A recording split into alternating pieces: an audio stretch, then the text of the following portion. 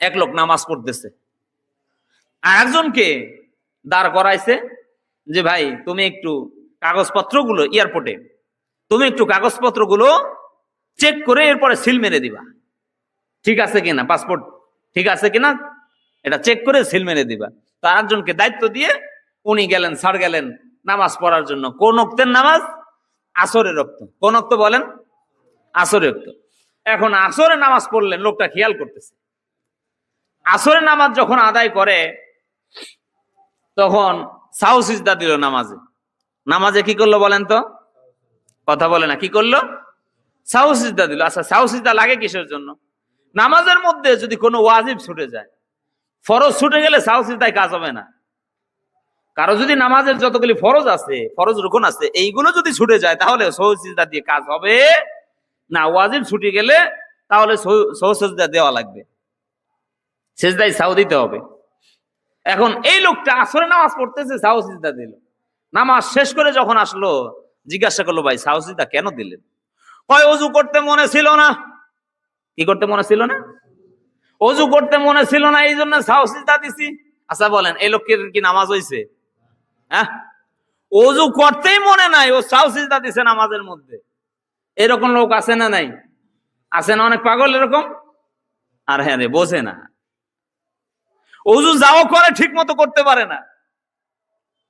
একজনের জিজ্ঞাসা করলাম, ভাই ওযুর ফরজ কয়টা? কয় হুজুর কি মনে করছেন জানি না। আচ্ছা বলেন ভাই। কয় হাত ধোয়া, পাও ধোয়া, নাক ধোয়া, জিপা ধোয়া, বড়ু ধোয়া, কান ধোয়া, চোখ ধোয়া, ঠোঁট ধোয়া, দাড়ি ধোয়া। এরকম কইতে কইতে কইলো 19টা। কয়টা কইলো? 19টা। জিজ্ঞাসা করালো, ভাই জিজ্ঞাসা করলাম হুজুর ফরজ কয়টা? বললেন 19টা, কারণটা কি? কয় হুজুর জানি আরো মেলা, অনেক জানি, কিন্তু বলতে পারি না আপনাকে ভয়তে। হুজুর ফরজ কয়টা? কথা বলেন, কয়টা ফরজ? 4টা। সমস্ত মুখ ধৌত করা, দোনো হাতের কোণে সহ ধোয়া, মাথা মাসে করা, 2 পায়ের টাকনো সহ ধোয়া, এগুলো ওযুর ফরজ। সম্মানিত হাজিরিন, অনেকেই ওযু করে, তাড়াহুড়া করে ওযু করে, সুন্দর মতো ওযু করে না, উত্তম রূপে ওযু করে না। ও ভাই, ওযু যদি না হয় সালাত হবে? ওযু হইল ঈমানের অর্ধেক। ওযু কিসের অর্ধেক? ঈমানের অর্ধেক হইল ওযু। তো আপনি তো অর্ধেক তো নষ্ট করে আসলেন, ওযু ঠিক মতো করলেন না, মানে কি? ঈমানের অর্ধেক নষ্ট করে ধুয়ে আসলেন। এই জন্য শীতের দিন উত্তম রূপে ওযু করার দরকার আছে না নাই? আল্লাহ নবী বলেন, যখন কোন বান্দা বাড়ি থেকে ওযু করে মসজিদের দিকে গমন করলো, পায়ে হেঁটে হেঁটে মসজিদে যখন আসে, আল্লাহ নবী বলেন প্রত্যেক কদমে কদমে তার একটি করে গুনাহ ক্ষমা করে দেয়া হয়। সুবহানাল্লাহ। এবং প্রত্যেক কদমে কদমে তার আমলনামায় একটি করে নেকি লেখা হয়। সুবহানাল্লাহ। পায়ে হেঁটে মসজিদে আসার কত ফজিলত। কিন্তু আমরা অনেক সময় জামাত যখন শুরু হয়ে যায়, নামাজ যখন শুরু হয়ে যায়, আমরা দৌড়াদৌড়ি শুরু করে দেই। না, দৌড়াদৌড়ি করা যাবে না। জামাতে আসতে হবে স্থির ভাবে, ধীর স্থির ভাবে জামাতে আসতে হবে। যদি রাকাত ছুটে যায়, যাক, আপনার একটু দেরি হয়েছে, 1 রাকাত ছুটে গেছে, যাক, 2 রাকাত ছুটে যায়, যাক, আল্লাহ তাআলা আপনাকে জামাতের পরিপূর্ণ সওয়াব দিয়ে দিবেন। কেন? আপনার নিয়ত ছিল যে আপনি জামাতে নামাজ পড়বেন, তাকবীরুল্লাহর সাথে নামাজ পড়বেন। এই জন্য পরিপূর্ণ তাকবীরুল্লাহর সাথে নামাজ আদায়ের করার সওয়াব নেকি আপনাকে দিয়ে দিবেন। সুবহানাল্লাহ। এই জন্য নামাজের ব্যাপারে আপনার তাড়াহুড়া করে দৌড়াদৌড়ি করে আসা যাবে না। যদি আপনি পড়ে যান, আপনার অবস্থাটা কি হবে? অনেক সময় অনেক মসজিদে দেখা যায় দরজাগুলো কাচের ঠেলা দিতে হয়, ধাক্কা দিতে হয়। তো সাদা কাচ বোঝা যায় না যে আসলে সামনে কাজ আছে না কি আছে। তো দৌড় দিছে, ভেঙে চুরে পড়ে কেটে একেবারে রক্তাক্ত হয়ে গেছে। ঘটছে না এরকম ঘটনা? পূর্বে ঘটেছে, আমরা দেখেছি এগুলো। এই জন্য দৌড়াদৌড়ি করার কোনো সুযোগ নাই। সম্মানিত হাজিরিন, যে নবীজি সাল্লাল্লাহু আলাইহি ওয়াসাল্লাম আল্লাহর কাছে গেলেন, প্রথম আসমানে গেলেন।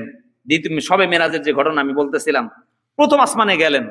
প্রথম আসমানে যখন গেলেন, ফেরেশতারা বলছে আপনার সাথে কে? বলে আমার সাথে বিশ্বনবী মুহাম্মদ রাসূলুল্লাহ সাল্লাল্লাহু আলাইহি ওয়াসাল্লাম। ফেরেশতারা বলছেন যে তাকে আসার জন্য কি অনুমতি দেওয়া হয়েছে? তাকে আসার জন্য কি অনুমতি দেওয়া হয়েছে? তখন ফেরেশতা জিবরাইল আলাইহিস সালাম বলছেন যে হ্যাঁ, তাকে অনুমতি দেওয়া হয়েছে। তখন দরজা খুলে দেওয়া হলো। এইভাবে করে প্রত্যেকটা আসমানের দরজা খোলার জন্য পারমিশন নিয়েছেন, এবং যখন বলেছেন যে হ্যাঁ অনুমতি দেওয়া হয়েছে আল্লাহর পক্ষ থেকে, তখনই দরজা খুলে দেওয়া হয়েছে। আমাদের দেশে কিছু ভণ্ড আছে, প্রতারক আছে, যারা চক্ষু বন্ধ করে প্রথম আসমান, দ্বিতীয় আসমান, তৃতীয় আসমান ভেদ করে এরপরে সরাসরি আল্লাহর সাথে মিশে যায়। এরকম কিছু পাগল আছে না নাই? ভণ্ড প্রতারক আছে না নাই? এগুলোতে কান দেওয়ার কোনো সুযোগ নাই। যেখানে আল্লাহ তার নবীকে মেরাজে বুরাকে করে নিয়ে গেলেন, প্রথম আসমানে গেলেন, দ্বিতীয় আসমানে গেলেন, তৃতীয় আসমানে, চতুর্থ, পঞ্চম, ষষ্ঠম, সপ্তম আসমানে, প্রত্যেক আসমানে দরজা খোলার জন্য কি লাগছে? অনুমতি লাগছে। কি লাগছে? অনুমতি লাগছে। আর আমাদের দেশের কিছু মাজার পূজারী আছে, কবর পূজারী আছে, যারা চক্ষু বন্ধ করে আল্লাহর সাথে যখন তখন সাক্ষাৎ করে আসে। এরকম কিছু পাগল আছে না নাই? এই সমস্ত পাগলের কথায় কান দিয়ে ঈমান নষ্ট করার কোনো সুযোগ নাই। কারণ সশরীরে আল্লাহ তাআলা একমাত্র মুহাম্মদুর রাসূলুল্লাহ সাল্লাল্লাহু আলাইহি ওয়াসাল্লামকে মিরাজে নিয়েছেন। অন্য কোন নবীকে আল্লাহ তাআলা এইভাবে করে মিরাজে নেন। এটা হলো বিশেষ মর্যাদা আমাদের নবীর। সেখান থেকে আল্লাহ তাআলা ৫ ওয়াক্ত সালাত দিলেন। সেই সালাতের পাবন্দি করার দরকার আছে না নাই? সেই সালাত সময় মতো আদায় করার দরকার আছে না নাই? আল্লাহ তাআলা আমাদের সকলকে ৫ ওয়াক্ত সালাত জামাতের সাথে সময় মতো আদায় করার তৌফিক দান করুন। সকলেই বলি আমিন। যদি আমরা ৫ ওয়াক্ত সালাত সময় মতো আদায় না করি, আল্লাহ রাসূল সাল্লাল্লাহু আলাইহি ওয়াসাল্লাম বলেন যে কিয়ামতের দিন আল্লাহ তাআলা বলবেন, বান্দারা সিজদা করো, আল্লাহর সামনে মাথা নত করো। যারা দুনিয়াতে সিজদা দেয় নাই, নামাজ পড়ে নাই, ওদের পিঠটা তক্তার মতো সোজা হয়ে থাকবে। ওরা আল্লাহর সামনে মাথা নত করে সিজদা দিতে পারবে না। কেন? ওরা তো দুনিয়াতে কখনো সিজদা দেয় নাই। আছে না নাই?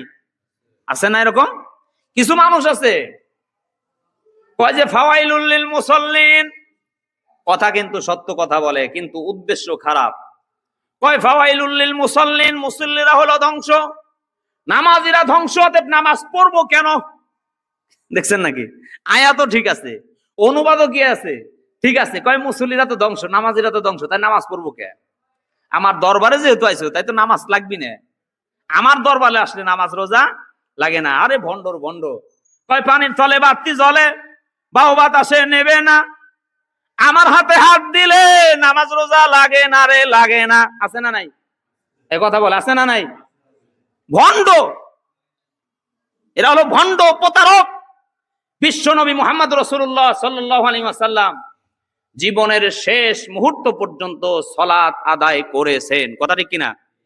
যখন এত অসুস্থ, প্রচন্ড জ্বর, মৃত্যু যন্ত্রণা, এমন জ্বর, সেই পরিস্থিতিতেও রাসূলুল্লাহ সাল্লাল্লাহু আলাইহি ওয়াসাল্লাম ২ জন সাহাবীর কাঁধের উপরে ভর করে এরপরে নামাজের জন্য বের হয়েছেন।